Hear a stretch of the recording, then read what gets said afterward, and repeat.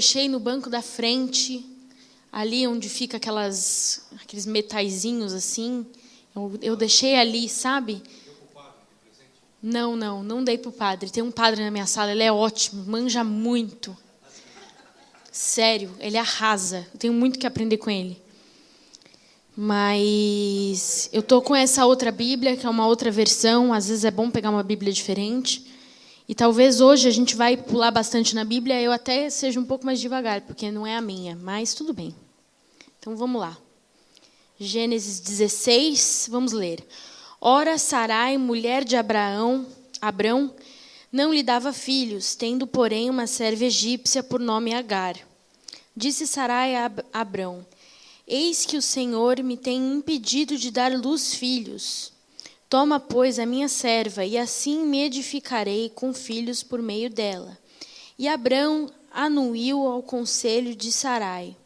Então Sarai, mulher de Abraão, tomou a Agar, a egípcia, sua serva, e deu-a por mulher a Abrão, seu marido, depois de ela ter habitado 10 anos na terra de Canaã. Ele a possuiu e ela concebeu. Vendo ela que havia concebido, foi sua senhora por ela desprezada. Disse Sarai a Abrão: Seja sobre ti a afronta que se me faz a mim. Eu te dei a minha serva para possuíres. Ela, porém, vendo que concebeu, desprezou-me. Julgue o Senhor entre mim e ti. Vamos parar aqui para a gente fazer algumas observações. Bom, a gente já sabe até esse ponto que havia uma aliança entre Abrão e Deus.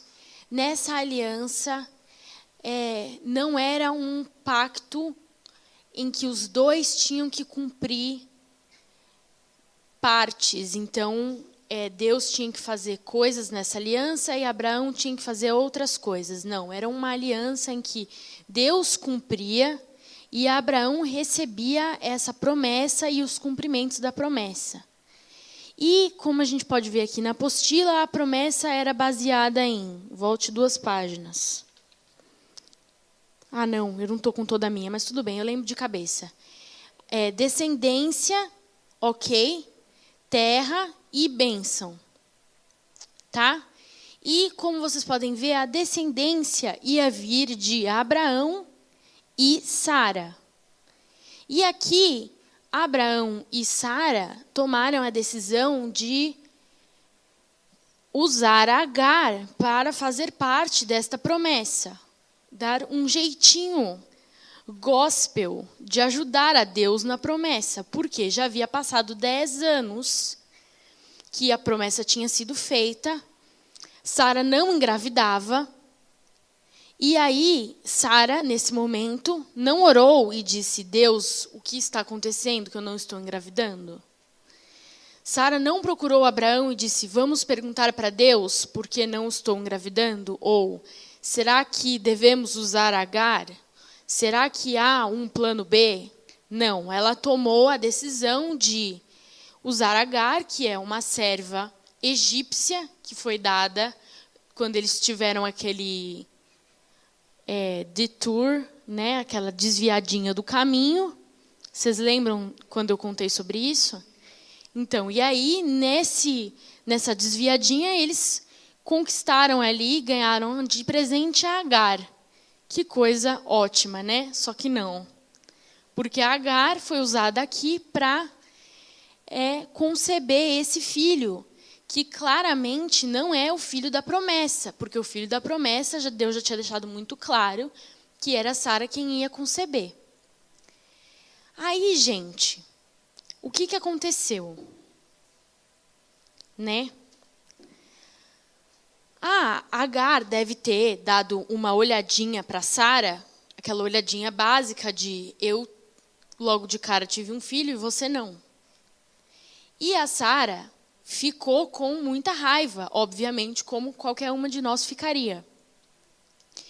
E começou a palavra para como Sara tratou a Agar, é a mesma palavra para como os egípcios tratavam os israelitas quando eles foram escravizados. E Agar era egípcia. Então, vocês percebam aqui que existe um trocadilhozinho na Bíblia, como se Deus tivesse deixado uma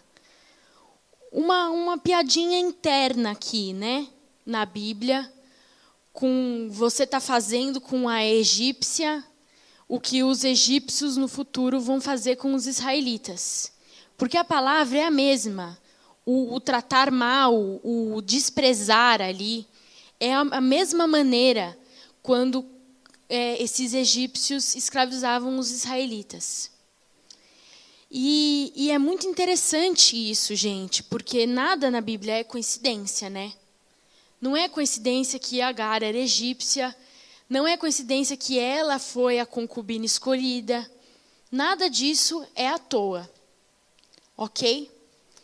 E é muito importante que a gente compreenda que você ter um segundo casamento, apesar da gente ver isso no Antigo Testamento, não é uma coisa que Deus aprovava.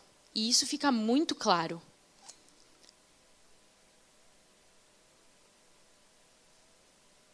A gente vê que existem vários reis, homens de Deus, que tinham, assim, uma porção delas. E a primeira dica que fica bem clara na Bíblia do porquê que você não deve fazer isso é quem foi que inventou essa história de ter mais de uma mulher. Vocês sabem quem foi? Eu descobri isso nos meus estudos. Lameque. Então, ele é o primeiro a ter uma primeira esposa. E ele é o 7º da linhagem de Caim. Então, o 7, ele é um número muito simbólico na Bíblia, né? E, ao mesmo tempo, a gente tem Caim aqui, que representa o errado, o pecado, o pecaminoso, a linhagem do que você não deve fazer. E o 7, ele é a perfeição do erro, vamos dizer assim, tá? Entre muitas aspas aqui. Vocês estão entendendo o que eu estou querendo dizer? E do outro lado, a gente tem Abel, que é quem fez as coisas corretamente. E o 7º da linhagem dele é Enoque. E Enoque é o cara que foi transladado para o céu. Então, o oposto do cara que foi transladado para o céu é o cara que arrumou uma segunda esposa. Foi isso que ele fez. Ou seja, arrumar uma segunda esposa não é uma boa ideia. Não é um exemplo de uma coisa que você deve fazer na sua vida.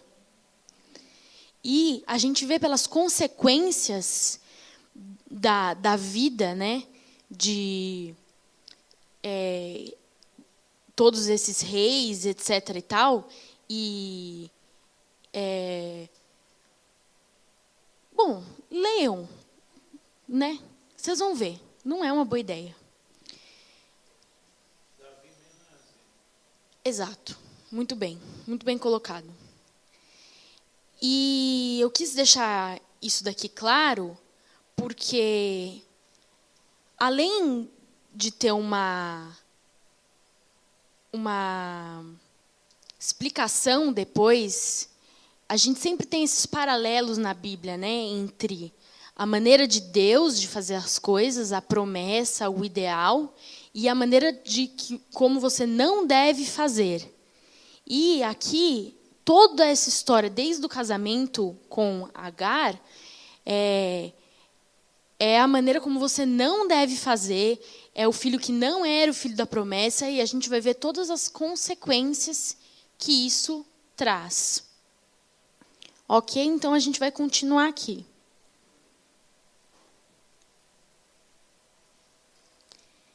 E aqui, antes da gente continuar, no versículo 5 diz: julgue o Senhor entre mim e ti. Isso é uma coisa muito séria na Bíblia, porque Sarai está dizendo aqui, ela não era Sara ainda, julgue o Senhor entre mim e ti, é tipo assim, que o Senhor diga quem é que está mais errado, se sou eu ou se é você. E fica muito claro aqui qual é o papel da mulher e qual é o papel do homem no casamento, né? Quem está mais errado aqui, obviamente, é Abrão. Porque o homem, ele é o sacerdote, ele é quem é responsável pelas decisões ali perante Deus. E ele é quem vai ser responsabilizado por essa decisão. Aí 6. Respondeu Abraão a Sarai: a tua serva está nas tuas mãos. Procede segundo o melhor te parecer.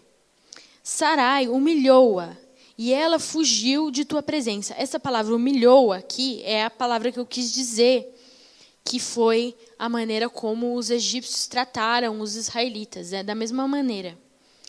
Tendo achado o anjo do Senhor, achado a Agar, o anjo do Senhor junto a uma fonte de água no deserto, junto à fonte do caminho de Sur, disse-lhe, Agar, serva de Sarai, de onde vens e para onde vais? E ela respondeu, fujo da presença de Sarai, minha senhora. Então lhe disse o anjo do Senhor, volta para sua senhora, humilha-te sob as suas mãos.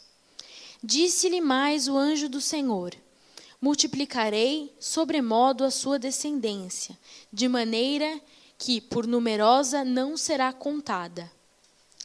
Ok, vamos voltar aqui nas anotações. Gente, o anjo do Senhor aqui é Jesus. A gente tem 58 menções do anjo do Senhor no Velho Testamento.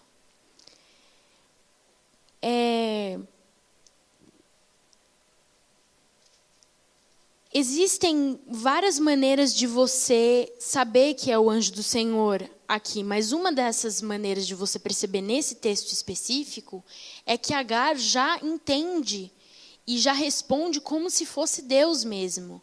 E ele tem conhecimentos aqui de Deus no contexto do versículo.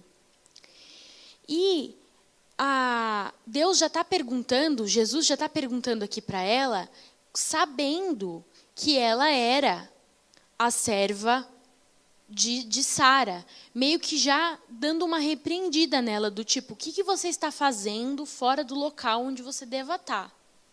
Só que Agar, ela teve um filho com Abraão, e existia uma promessa sobre a linhagem de Abraão. Então, mesmo ele não sendo o Ismael, que ele vai logo dizer que o nome dele vai ser Ismael, não sendo filho da promessa, Deus estende sobre ele uma bênção, dizendo, multiplicarei de sobremodo a sua descendência, de maneira que por numerosa não será contada. E ele continua, disse-lhe ainda o anjo do Senhor, concebeste e dará luz a um filho, a quem chamarás Ismael, porque o Senhor te acudiu na sua aflição. Ele será entre os homens, como um jumento selvagem, e a sua mão será contra todos, e a mão de todos contra ele, e habitará fronteiro a todos os seus irmãos. Aqui é uma referência ao povo árabe, como o povo árabe vai se comportar no futuro. Eu não vou entrar muito nesses detalhes, porque como o meu pai já me exortou, é um panorama, tá? Eu não posso ficar entrando em cada detalhe de cada versículo, apesar de eu gostar dessas coisas.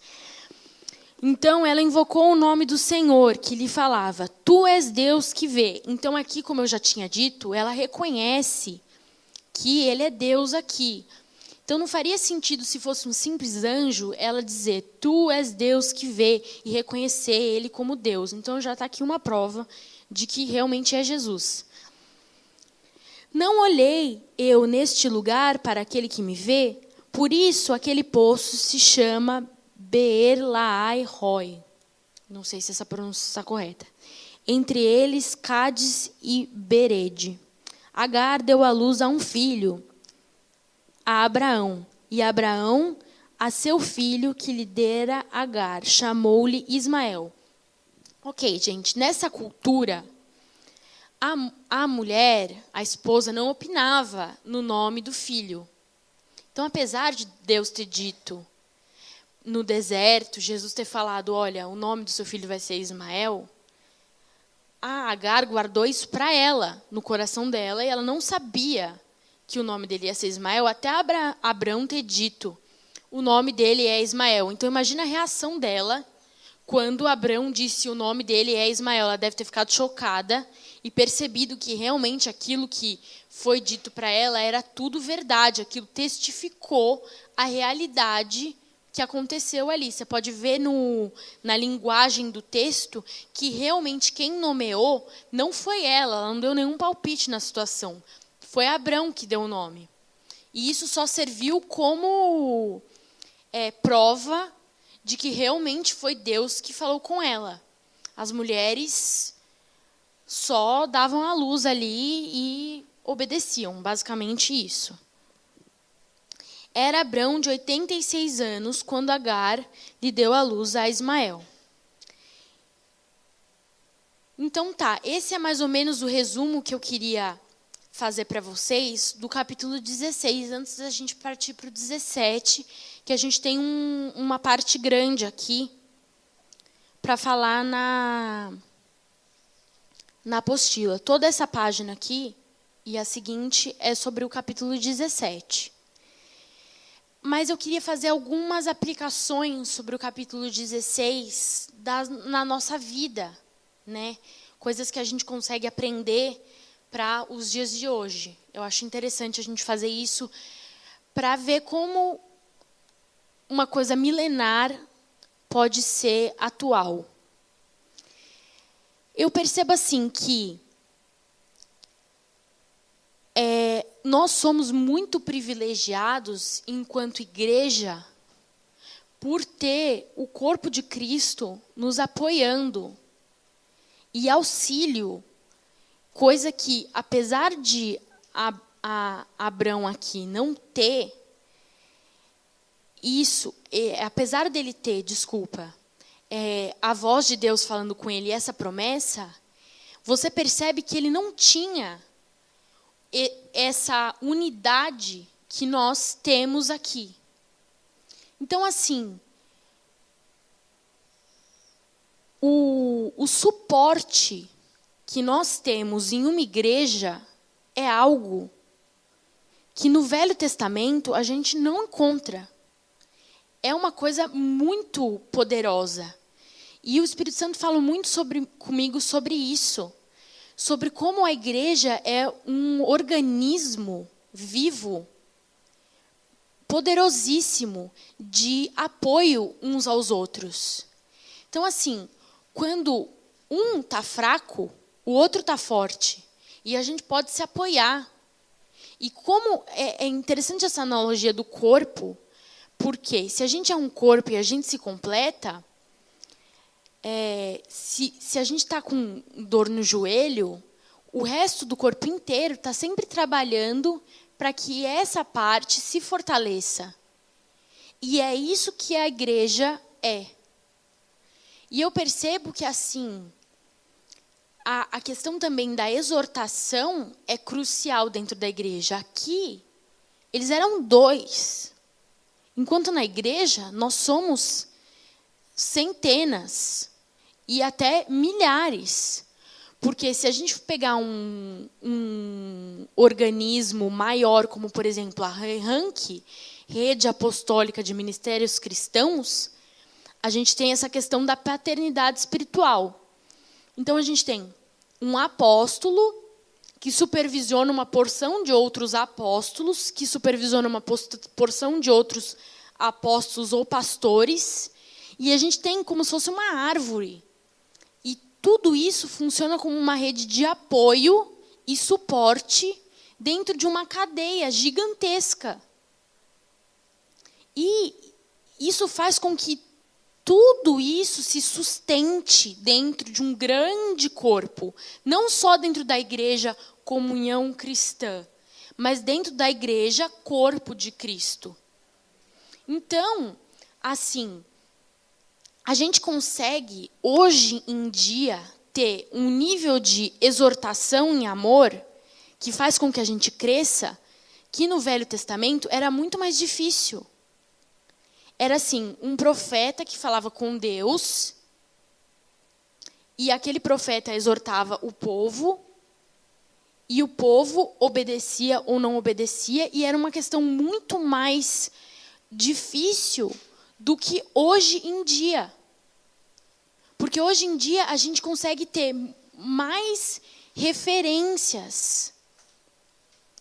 Vocês estão entendendo que eu não estou subestimando o poder de Deus de agir e exortar no Velho Testamento, certo? Não é isso que eu estou fazendo. O que eu estou dizendo é que a igreja tem um privilégio de ser um organismo vivo que trabalha em função uns dos outros constantemente. Na multidão de conselheiros à sabedoria. E isso foi algo que falou muito ao meu coração, porque eu fiquei pensando que é muito mais fácil, numa situação de vulnerabilidade, marido, mulher, em que você está 10 anos esperando você ter um filho, você pisar na bola e pecar, do que você ter um pastor, um apóstolo, pessoas fora dessa situação que te exortem e que te direcionem no caminho, que é algo que nós temos hoje em dia. E que nós podemos usufruir desse privilégio. Entendeu? Então, assim, a igreja é uma coisa maravilhosa.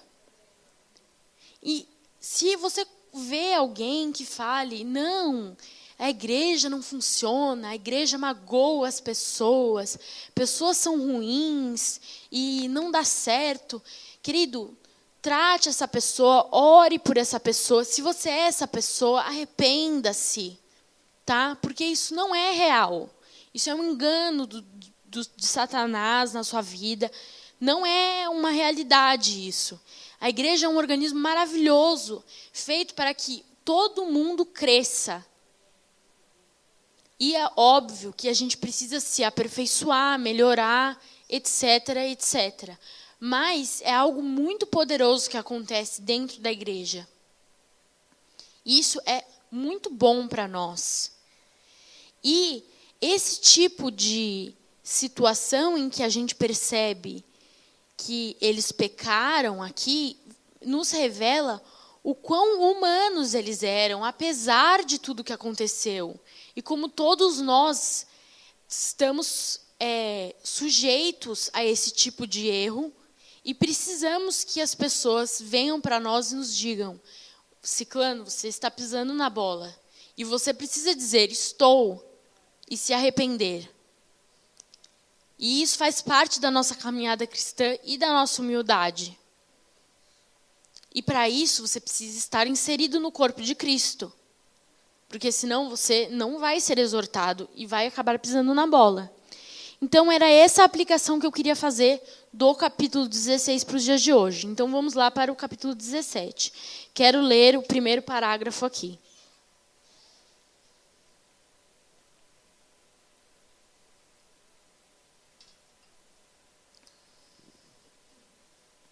Não vamos ler o primeiro parágrafo, vamos ler o primeiro versículo. Quando atingiu Abraão a idade de 99 anos, apareceu-lhe o Senhor e disse-lhe, eu sou o Deus Todo-Poderoso. Anda na minha presença e sê perfeito. Farei uma aliança entre mim e te multiplicarei extraordinariamente. Prostrou-se Abraão o rosto em terra, e Deus lhe falou, quanto a mim, será contigo a minha aliança. Serás pai de numerosas nações. Abraão já não será o teu nome, e sim Abrão não será o teu nome, e sim Abraão. Porque por pai de numerosas nações te constituí. Far-te-ei fecundo extraordinariamente. De ti farei nações, e reis procederão de ti. Estabelecerei a minha aliança entre mim e ti, e a tua descendência no decurso das tuas gerações. Aliança perpétua, para ser o teu Deus e da tua descendência. Dar-te-ei a tua descendência a terra das tuas peregrinações, toda a terra de Canaã em possessão perpétua, e serei o seu Deus. Disse mais Deus a Abraão, guardarás a minha aliança, tu e a tua descendência no decurso das suas gerações. Essa é a minha aliança que guardarei entre mim e vós, e a tua descendência. Todo macho entre vós será circuncidado. Circuncidareis a carne do vosso prepúcio. Será isso por sinal de aliança entre mim e vós. Tá, pausa até aqui. Então, gente, até aqui a gente tinha uma aliança que dependia somente de Deus. Então, Deus prometeu a Abraão que ele ia dar a terra, a descendência e a bênção. E isso, até esse determinado momento, era unilateral. Só Deus ia fazer, independente do que Abraão fizesse. Vocês lembram que eu comentei na aula passada que ele caiu no sono profundo e que Deus passou no meio do sacrifício? Unilateral. Nessa parte aqui do versículo, existe uma outra aliança sendo formada, que é uma aliança bilateral. Ok? Não sei se bilateral é o nome, mas fica mais fácil de vocês entenderem, tá? Existe algo que Deus vai fazer e existe algo que Abraão tem que fazer. Então, a parte de Abraão e das gerações que seguem Abraão é circuncidar no 8º dia. Ok? Isso está no versículo 9 aqui. Guardarás a minha aliança. Vocês veem que é no futuro? Então, aqui já está falando do futuro. É um pacto futuro. Guardarás a minha aliança, tu e a tua descendência, no decurso das suas gerações. Futuramente. Enquanto, na anterior, ele estava falando de algo passado que Deus já tinha feito. Por que era algo que deveria ser feito no 8º dia? Achei isso extremamente interessante. Quando a criança, o bebezinho, está no ventre da mãe, e toda a vitamina K, que é a vitamina responsável pela cicatrização, é toda recebida da mãe. Então, quando o bebê nasce, ele fica até o 4º dia sem nenhuma dessa vitamina K. E aí, do 4º até o 8º dia, ele começa a produzir essa vitamina. E no 8º dia é o pico máximo de cicatrização do corpo humano. Então, é o dia que tem que circuncidar, que é para não ter nenhum chabu. Entendeu? Circuncida ali, porque cicatriza perfeitamente. Até nisso, Deus pensou. Não é incrível? Não tinha a mínima ideia disso, aprendi estudando também. E a gente vê outras questões aqui. Por exemplo, a mudança de nome. Quando você, nessa época, fazia um pacto, uma aliança, esse tipo de aliança que eu comentei, que era de sangue, que passava a barra da saia e aí todo mundo via, era natural você pegar parte do nome da pessoa. Isso acontece hoje em dia ainda no casamento. Você pega o último nome do seu marido, por exemplo. E no caso aqui, tanto Sara quanto Abraão pegaram parte do nome de Deus, Yahvé. O A, que é tipo, entendeu? Abraão, entendeu? Eu acho que talvez meu pai pudesse fazer isso com um impacto maior, eu não consegui fazer assim, de uma parte tão... Ele faz na aula seguinte. Mas vocês conseguem compreender que existiu um pacto em que o nome de Deus foi colocado tanto no nome de Sara, que passou de Sarai para Sará. Ficou mais bonita essa parte. E Abraão. Entendeu? E os nomes foram incorporados ali, e isso também fez parte do pacto que foi realizado entre Abraão e Deus nesse momento. Uma outra observação interessante também é que os hindus, quando eles viram cristãos, eles mudam de nome. Isso é extremamente simbólico. Quando você é hindu, por exemplo, você tem um nome da religião tal. E aí eles mudam o nome dele para um nome cristão, tipo Lucas, Moisés e tal. E isso faz eles até serem perseguidos. Porque é tipo uma traição para o povo, entendeu? Então, eles se convertem de tal maneira que aquilo é uma coisa tão profunda para eles, que eles registram um nome completamente diferente. Então, foi uma coisa muito poderosa que aconteceu ali, na vida deles, uma conversão genuína, e aí eles trocam o nome. Aí, uma outra questão também que eu queria falar. Desculpa se está um pouco desconectado, é que eu estou lembrando aos poucos das coisas. Que eu fiquei pensando nessa questão da circuncisão.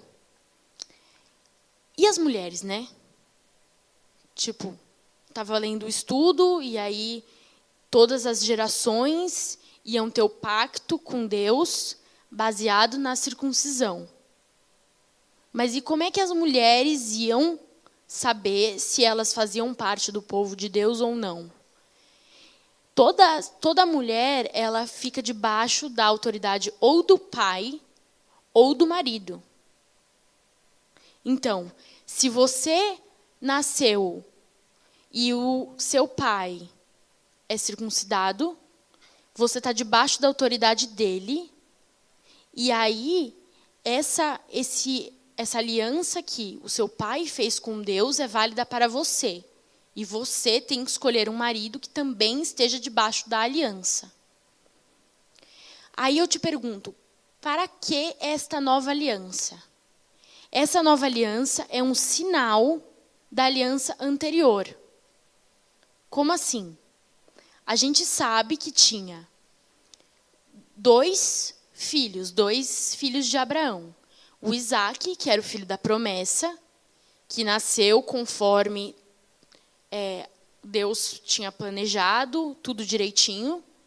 E a gente tinha Ismael, que não era o filho da promessa, que recebeu parte das promessas e alguma herança, porque Deus tinha coisas preparadas para ele e tal, mas assim, a herança mesmo de que ia herdar tudo, a aliança que Deus tinha com Abraão, vinha pela linhagem de Isaque. E foi ele que foi circuncidado. E é essa linhagem toda que recebeu essa circuncisão. E o que dividia quem fazia parte do povo israelita e tinha essa promessa, essa circuncisão, etc. e tal, era esse sinal no corpo. Isso não foi algo que Deus inventou ali. Foi algo que Deus estabeleceu. A circuncisão já existia, mas ela foi estabelecida como um sinal de que essas pessoas que tinham esse sinal no corpo faziam parte da promessa, da aliança anterior que Deus tinha. Era uma divisão. Ficou claro isso? Então, vai ficar mais claro agora quando eu ler aqui na apostila. Então, Abraão se assegurou da terra, mas ainda não possuía filhos. Para assegurar essa parte do pacto, Deus muda o nome de Abrão, pai elevado, para Abraão, pai de muitas nações, ou pai de uma multidão. No versículo 8, temos mais uma vez que será uma possessão perpétua. A circuncisão é um sinal que Deus instituiu para esse pacto. Ela foi introduzida como um ato de fé. Era o sinal de que o pai cria que a promessa era um pacto contínuo. Depois foi dado a Isaque, que passou a Jacó e cada geração. Então, gente, aqui, ó, o que fazia com que a promessa, a aliança, a herança, etc., fosse Jacó e não Esaú? A circuncisão, vocês entenderam? O valor da circuncisão para Deus estava na fé. A bênção depende da obediência que é produzida pela fé. Quando isso aconteceu, Ismael já havia nascido. Ele era fruto da energia da carne. Abraão, que logicamente amava Ismael, pediu a Deus que ele fosse o filho da promessa. Gênesis 17, 15 a 18. A gente não chegou lá ainda, mas a gente vai chegar. Só mais um pouquinho. Deus lhe respondeu no versículo 19, por ser filho de Abraão, Ismael seria abençoado, mas não herdaria as promessas. Eu já comentei isso com vocês, então vamos continuar lá. Parei no 11, vou ler o 12. O que tem 8 dias será circuncidado entre vós, todo macho das vossas gerações, tanto escravo, nascido em casa, como comprado a qualquer estrangeiro que não for da sua estirpe. Com efeito, será circuncidado nascido em sua casa, e comprado por teu dinheiro. A minha aliança estará na vossa carne, e será aliança perpétua. O incircunciso que não for circuncidado na carne do prepúcio, essa vida será eliminada do seu povo. Quebrou a minha aliança. Disse também Deus a Abraão, a Sarai sua mulher, que já não lhe chamará Sarai, porém Sara. Abençoá-ei. Viu, gente, como é bom ter a Bíblia bem pertinho de você? A minha não tem isso. E dela te darei um filho. Sim, eu a abençoarei, e ela se tornará nações, reis de povos procederão dela. Mais um sinal de que a promessa da circuncisão, a aliança, era para Sara também. Ela é a única mulher da Bíblia que teve o nome mudado. A única. Então, o pacto da circuncisão, o sinal, também valia para Sara. Não é tipo assim, só os homens valem, as mulheres não valem nada. Não tem isso. Então se prostrou Abraão, rosto em terra, e se riu. E disse consigo, a um homem de 100 anos há de nascer um filho? Dará à luz Sara com seus 90 anos? Disse Abraão a Deus, tomara viva Ismael diante de ti. Aqui Abraão pedindo que Ismael fosse o filho da promessa. Deus lhe respondeu, de fato Sara, tua mulher, te dará um filho, e lhe chamarás Isaque. Estabelecerei com ele a minha aliança, aliança perpétua, para a sua descendência. Quanto a Ismael, eu te ouvi, abençoá-lo-ei, falo-ei fecundo e multiplicarei extraordinariamente. Gerará 12 príncipes, e dele farei uma grande nação. Tá, até aqui. Então, gente, essa questão da circuncisão é extremamente importante. Se vocês verem Êxodo 4, eu anotei aqui o versículo em algum lugar, Êxodo 4. Bom, não vou me lembrar agora, mas depois eu procuro exatamente aonde. É um versículo em que Moisés não circuncidou o filho dele, e Deus quase mata o filho dele, e aí a Zípora circuncida ele rapidinho ali para ele não morrer. Eu tenho que ler isso. Cadê? Êxodo 4, acho que é 24. E aí a gente vai para o intervalo. 24? Yes! Estando Moisés no caminho, numa estalagem encontrou o Senhor e o quis matar. Então Zípora tomou uma pedra aguda, cortou o prepúcio de seu filho, lançou-o aos pés de Moisés e lhe disse, sem dúvida, tu és para mim esposo sanguinário. Porque aqui, gente, é o pacto. Em inglês é noiva, é bridegroom, a palavra noivo. Que dá uma referência também, depois, se você ligar isso daqui com a questão de noiva, de Novo Testamento, e aí tem toda uma tipologia com Cristo, que eu até não sou a melhor pessoa para fazer isso, mas é muito sério esse negócio de circuncidar o filho e da aliança que existe ali. Ele estava prestes a morrer, e a Zípora ali deu um jeito dele não morrer na hora, circuncidou ele ali e ele não morreu. E Moisés não morreu.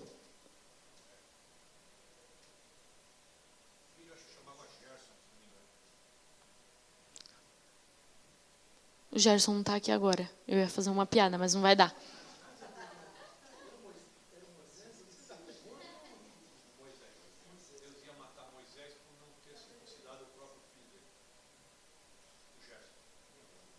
Pois é. Porque ele quebrou o pacto. Exatamente.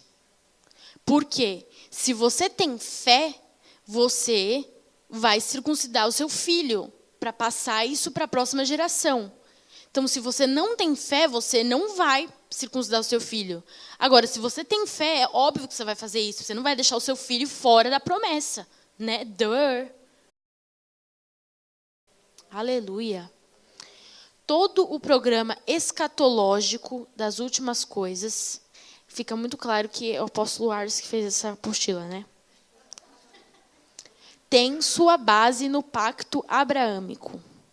Somente se Deus mentiu é que Israel não terá futuro na terra. Com toda certeza, porém, Deus não mente. Israel possuirá toda a extensão da terra que lhe foi prometida e que até agora nunca possuiu. Será convertida a Cristo e se tornará o canal de bênção. Abraão tem 3 tipos de descendentes. Os descendentes físicos de Abraão, por Isaque e Jacó, Israel, os judeus.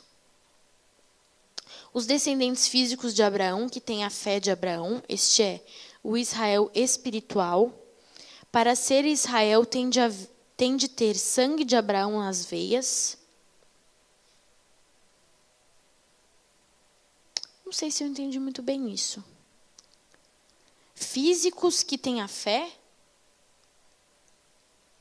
Ok.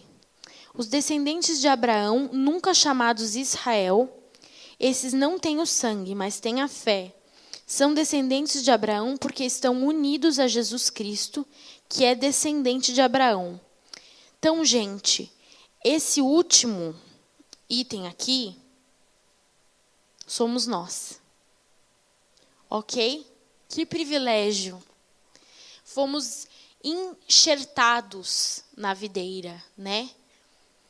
Fizemos parte da promessa através de Cristo. Vamos herdar, junto com Abraão, todas essas coisas por Cristo Jesus. Leia Romanos 4, 9 a 18. Vamos lá perceber. Ops. Os 3 tipos primeiro é judeus, judeus messiânicos, terceiro é o nós, gentios gentios que... Jesus Cristo são descendência de Abraão. Tá. Judeus messiânicos e que são espirituais e nós. Tá, eu não sei a diferença entre judeus e judeus messiânicos.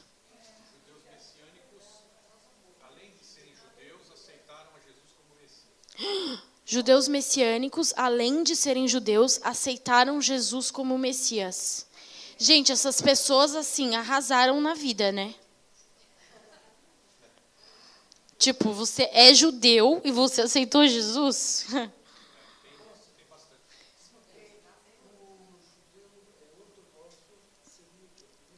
Seria o primeiro caso, é. Judeus ortodoxos estão no primeiro caso. Que não entenderam que Jesus era o Messias. Então, esses judeus ainda estão esperando Jesus chegar. Eles acham que Jesus não é Jesus, entendeu? Que o Messias não é Jesus. Então, eles estão esperando que venha a pessoa que vai cumprir todas as profecias do Velho Testamento. Se você está ouvindo isso, é Jesus, tá? A pessoa que está lá no YouTube. Romanos 4, 9 a 18. Não custa nada, né? Vai que...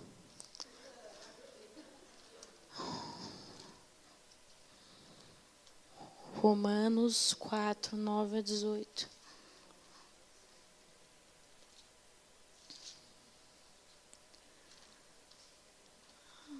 Romanos, Coríntios.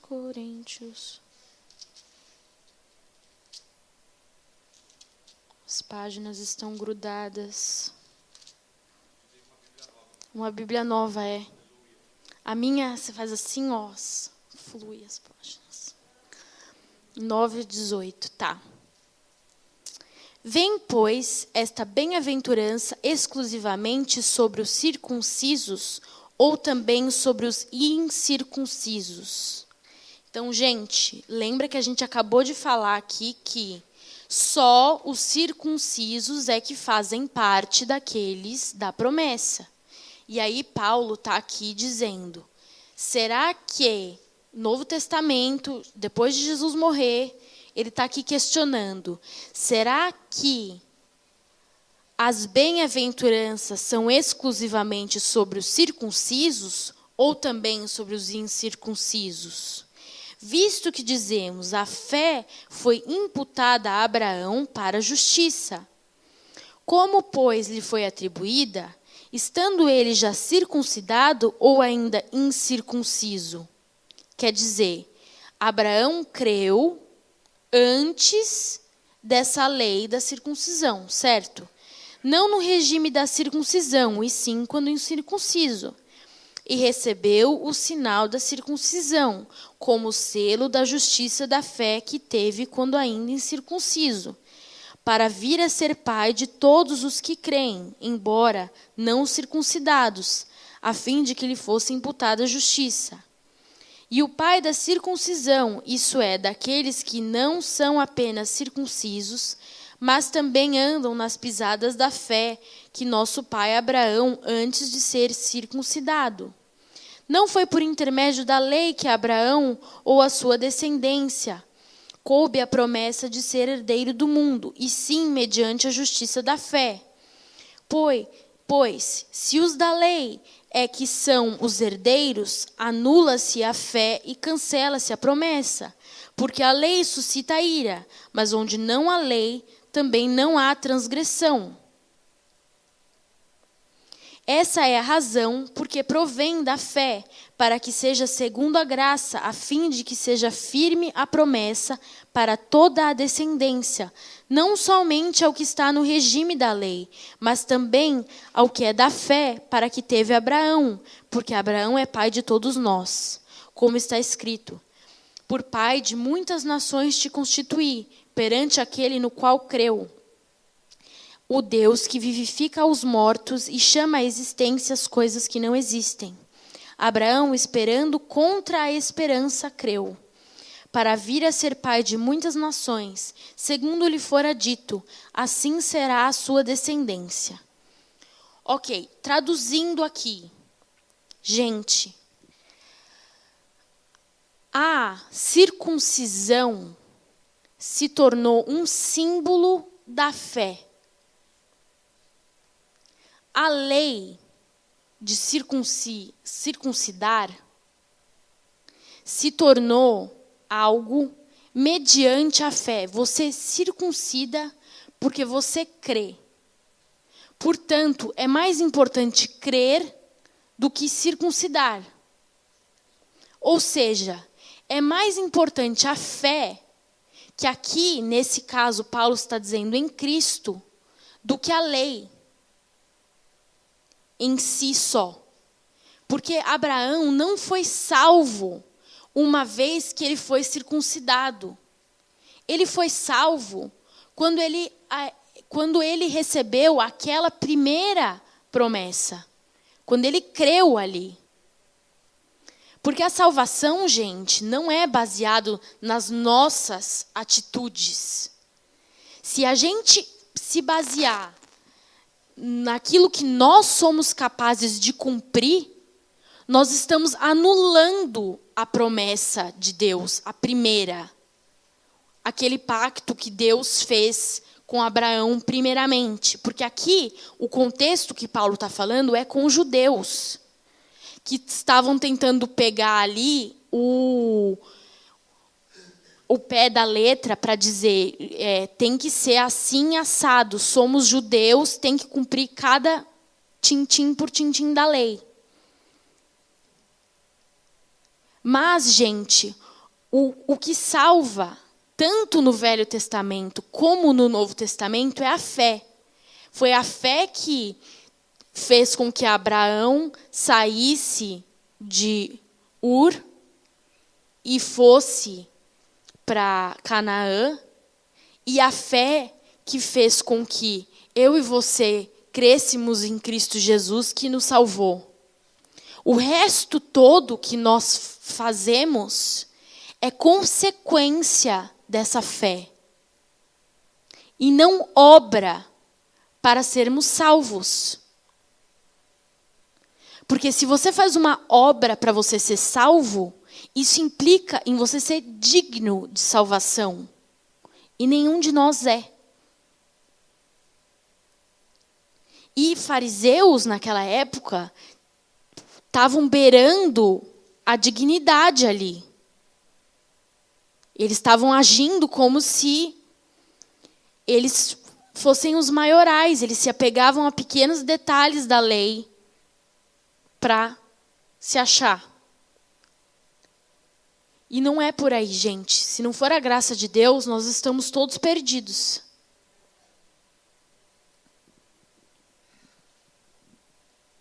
Gálatas 3, 26 a 29.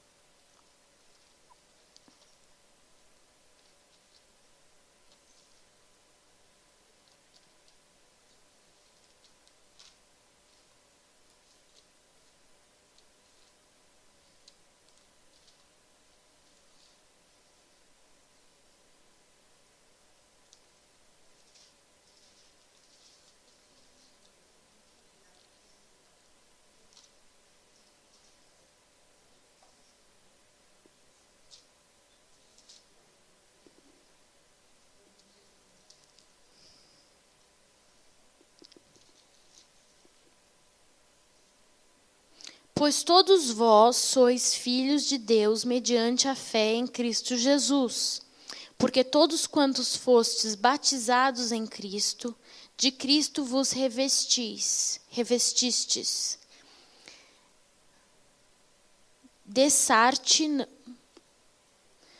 não pode haver judeu nem grego, nem escravo nem liberto, nem homem nem mulher, porque todos vós sois um em Cristo Jesus. E se sois de Cristo, também sois descendentes de Abraão e herdeiros segundo a promessa. Essa é a hora que todos levantamos a mão e corremos de alegria e felicidade. Todos os problemas da nossa vida foram resolvidos aqui. Esse é o momento em que a gente, como eu já tinha dito, começa a olhar para a nossa vida, da parte que deu certo. E aí, dali, da onde deu certo, a gente rebobina e continua. Vendo ali onde deu certo, quem nós somos em Cristo Jesus. Não sei quantos de vocês viram a pregação do Davi no domingo. Você que está no YouTube, pause, veja a pregação, volte aqui. A identidade que nós temos em Cristo, Cristo em nós, a esperança da glória, faz com que a gente consiga entender esse percurso da nossa vida de frente para trás. Ainda vou inventar um termo próprio para isso, que eu vou utilizar. E aí, gente, a gente consegue ter uma nova perspectiva para enfrentar situações na nossa vida. Por quê? Se Cristo em nós é a esperança da glória, e a gente já sabe qual é o destino final, tudo aquilo que está acontecendo agora já está resolvido. É só uma questão de tempo. E Deus está fora do tempo.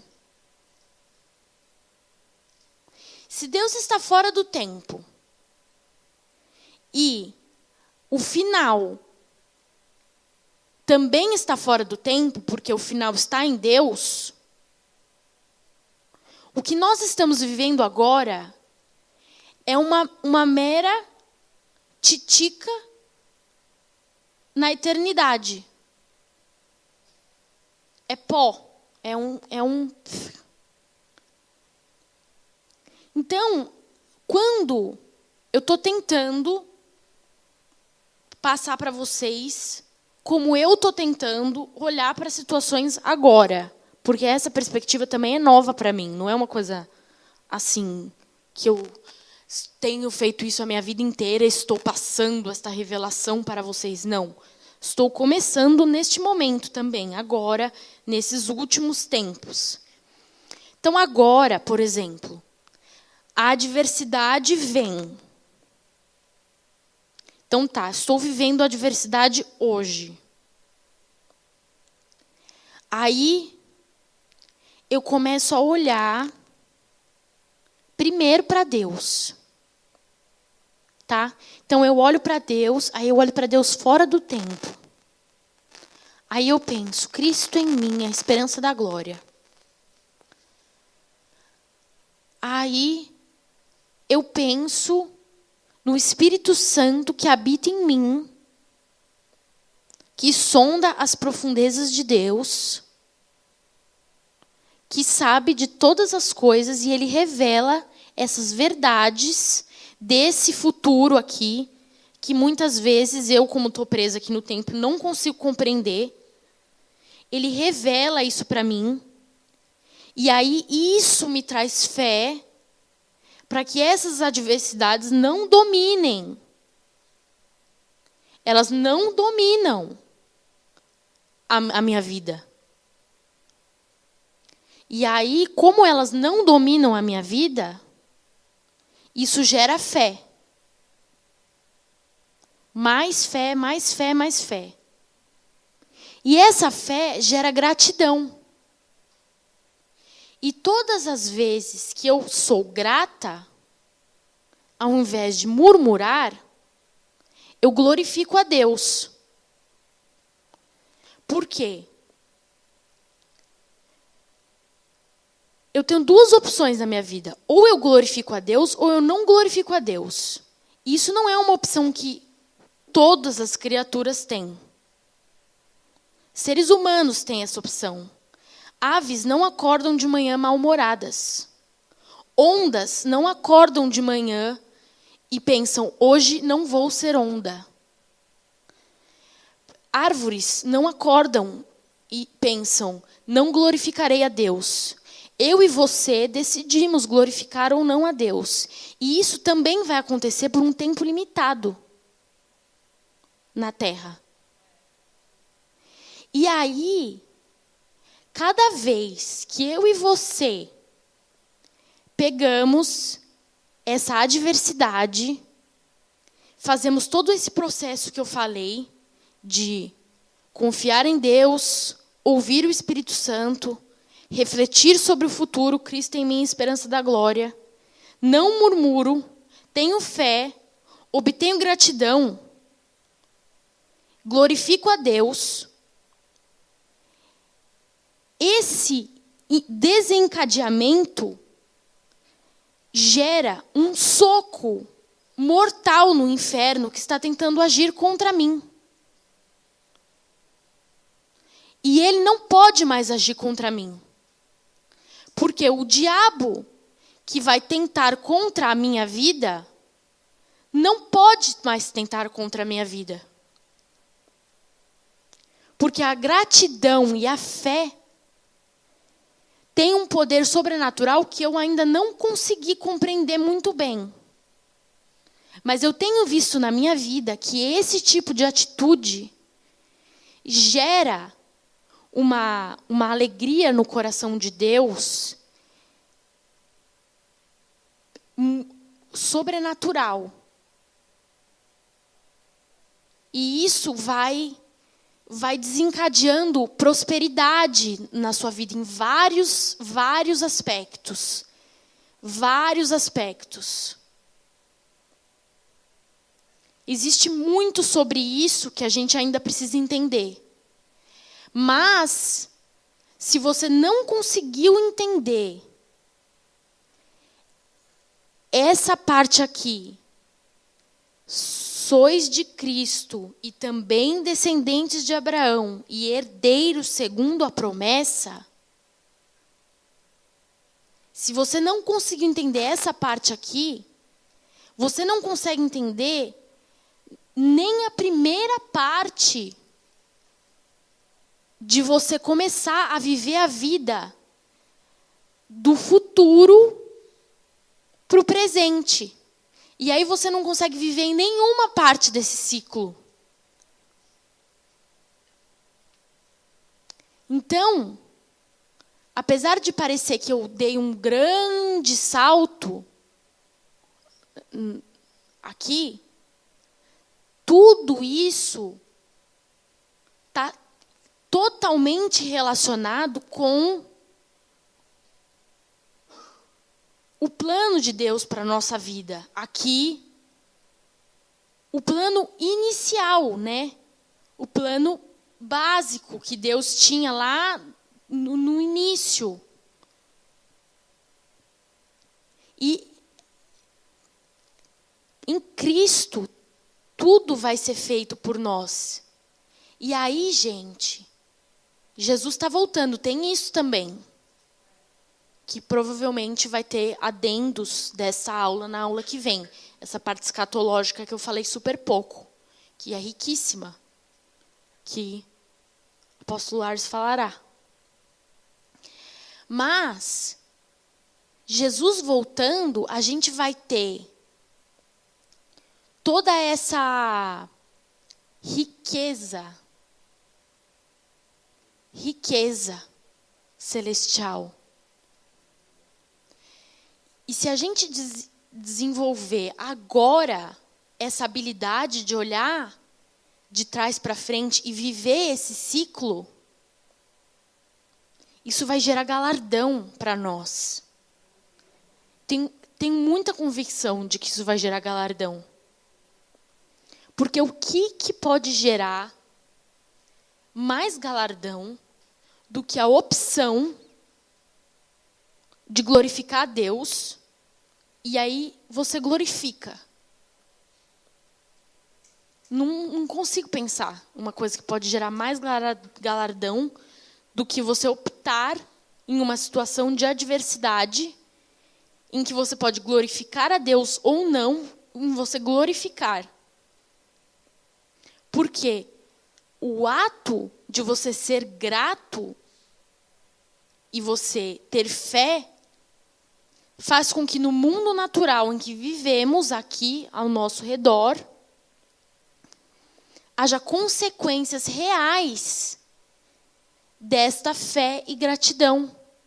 E isso influencia, da mesma forma como o pecado influencia várias outras pessoas e tem consequências sinistras, como a gente vê, a fé e a obediência têm outras consequências. E esse ato de glorificar a Deus, ele desencadeia uma porção de outras correntes, não sei como falar isso, de outras consequências positivas que geram mais galardão. Portanto, pensemos em glorificá-lo. Me senti meio roberiana agora. Não é?